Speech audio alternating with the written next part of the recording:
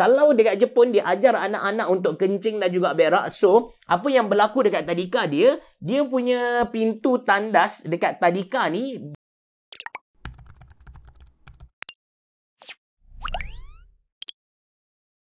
Assalamualaikum warahmatullahi wabarakatuh. Selamat datang ke channel Ashraf Jeffrey. Yang mana dekat channel ni saya just nak kongsikan pengalaman dan juga pendapat peribadi saya. Dah lama gila saya tak buat video dekat channel YouTube ni.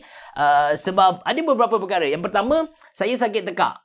Jadi bila sakit tekak ni saya kena pilih video mana yang saya nak buat, disebabkan saya memang fokus ke dekat channel YouTube Mona Lisa PC. So saya bagi priority dekat video-video dekat channel tu. Saya stop dululah video dekat channel YouTube Ashraf Jeffrey ni. Yang kedua, saya mempunyai kekangan masa.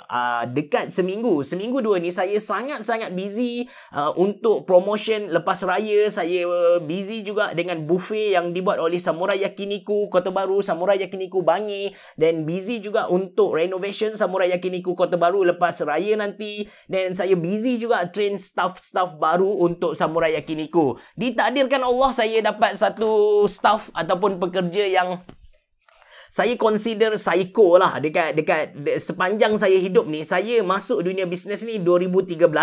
Sampai sekarang saya dah ada ramai gila pekerja, ramai gila budak intern. Tapi saya tak pernah jumpa orang sebegitu. Sangat-sangat psycho. Nanti saya cerita pada video akan datang lah. Untuk video kali ni, semalam saya ada buat live dekat TikTok Mona Lisa. Dan dekat situ ada orang tanya bila nak buat cerita lagi tentang Jepun kan. Jadi, saya nak kongsikan serba sedikit yang berkait dengan Jepun, iaitu tentang tandas dia. Sebelum ni saya nak kongsikan dengan anda bagaimana tandas Jepun tu dia bersih. Lepas tu dia punya kalau yang tandas cangkung tu dia punya position tu berbeza dengan Malaysia. Malaysia biasanya kita punya lubang dubur tu menghala ke lubang kan. Dan kalau Jepun, lubang dubur kita tu menghala keluar. Ada sebab dia, saya dah terangkan pada video yang sebelum ni. Kemudian Jepun dia buat bidet, which is dia tembak direct ke punggung dan juga kemaluan kita.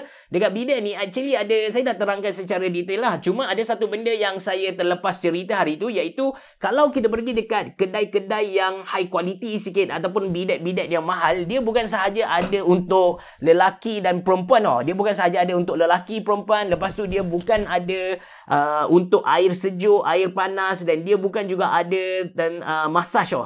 Massage part yang dia panaskan tempat duduk tu. Tapi yang menarik kan, untuk bidet yang mahal ni dia ada audio. Dia ada audio. Bila kita play bunyi macam air mengalir. Tujuan dia sebab ada sesetengah orang bila dia buang air ni dia segan untuk orang dengar dia.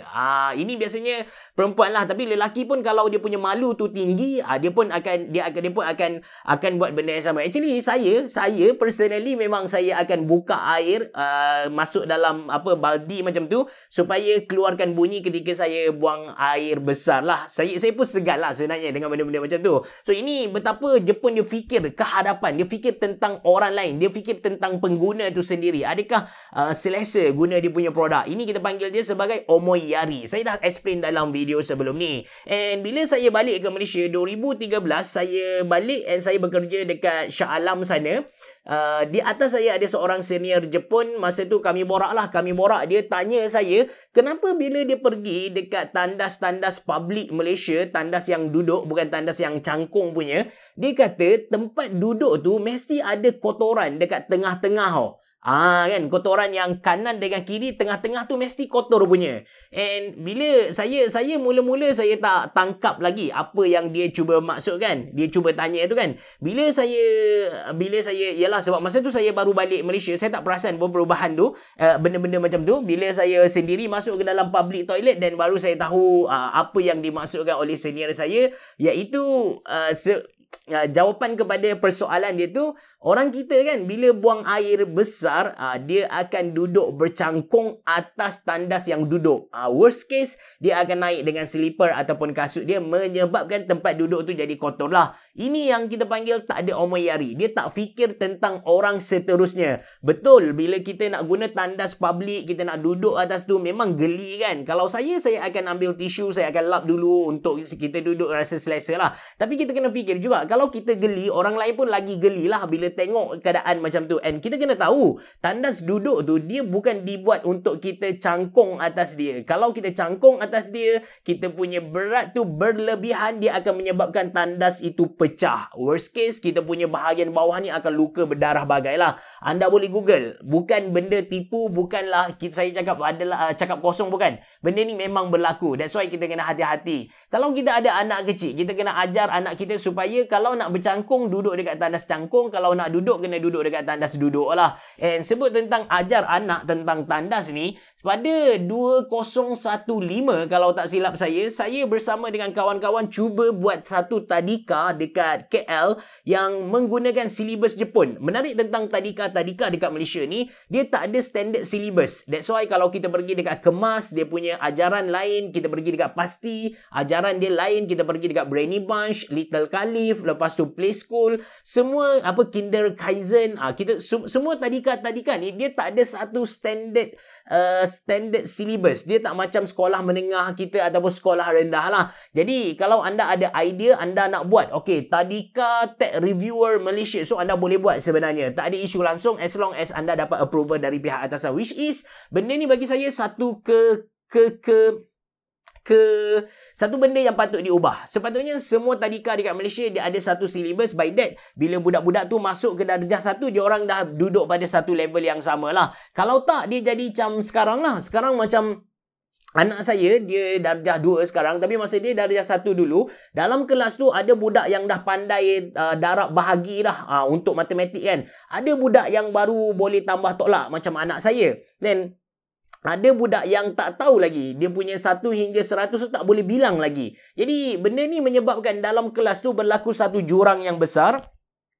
Bila cikgu ajar budak di bahagian hadapan, maksudnya budak yang dah pandai tambah tolak darab bahagi tu, budak-budak yang bawah ni akan tercicir. Tapi kalau cikgu dia ajar benda yang budak-budak bawah ni nak kan, maksudnya yang basic gila, yang atas ni akan rasa boring dan dia tak akan nak pergi school dan sebagainya. That's why kita perlu baikilah benda ni. Okey, balik pada cerita saya nak buat tadika menggunakan silibus Jepun tu. Ada satu benda menarik bila saya study tentang tadika Jepun, yang mana mereka memang ajar anak-anak benda-benda basic macam cara guna chopstick, cara greet orang, ohayo gozaimasu, konnichiwa kan. Dia ajar semua benda tu. And yang paling best sebenarnya, dia ajar untuk berak dan juga kencing ni. Saya tak pasti tadika anak saya ataupun tadika mana-mana ajar benda ni, tapi saya dekat rumah memang kita ada ajar, kita ada train anak kita.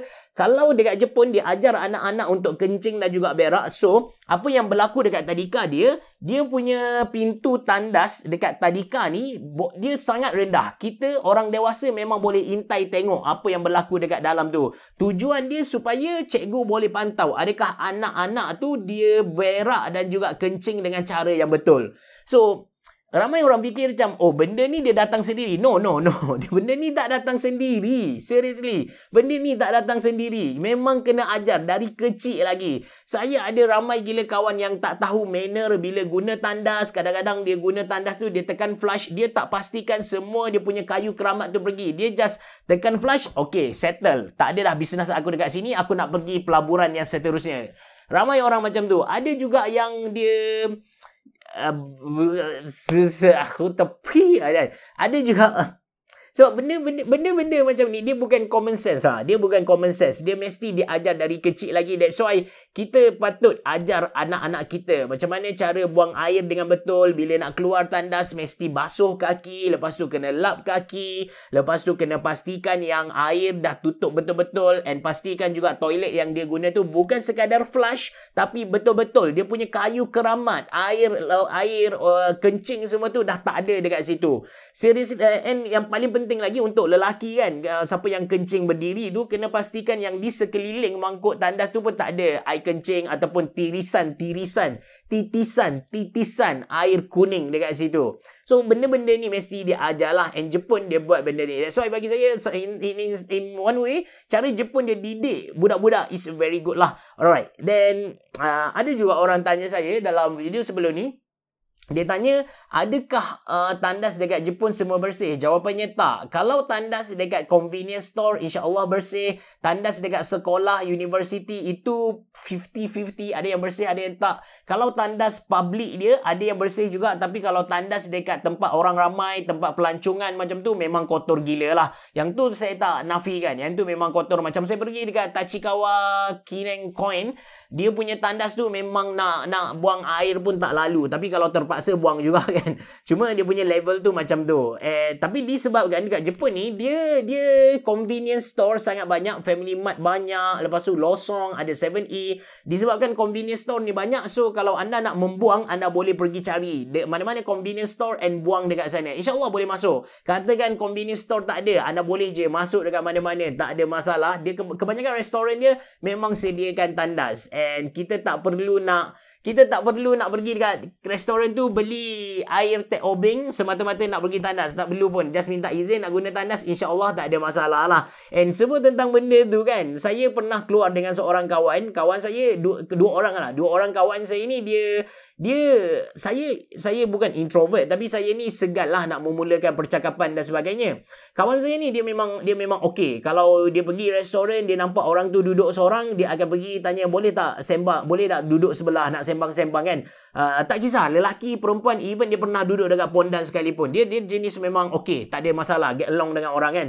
So dia tanya saya, kalau tengah drive dan tempat situ tak ada surau, tak ada stesen minyak, kalau nak kencing macam mana? Saya bagi tahu, tahan lah. Kalau tak pun ambil air botol, lepas tu berak ke kencing dekat tepi jalan kan.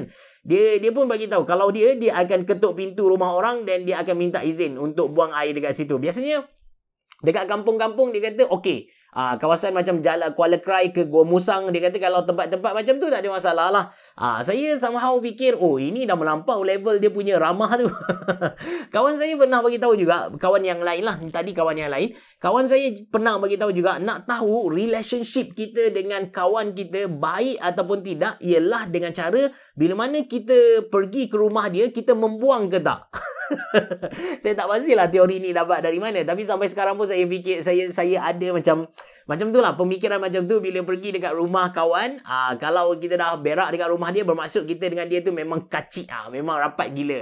Adalah mindset tu, betul ke tak, tu cerita kedua lah. So itu saja untuk video kali ni. Kita just sembang-sembang santai saja. Maybe anda ada dapat benda baru lah. Kalau anda nak tahu apa-apa tentang Jepun, anda boleh tulis di ruangan komen di bawah. Assalamualaikum warahmatullahi wabarakatuh. Merhaba. Jumpa lagi.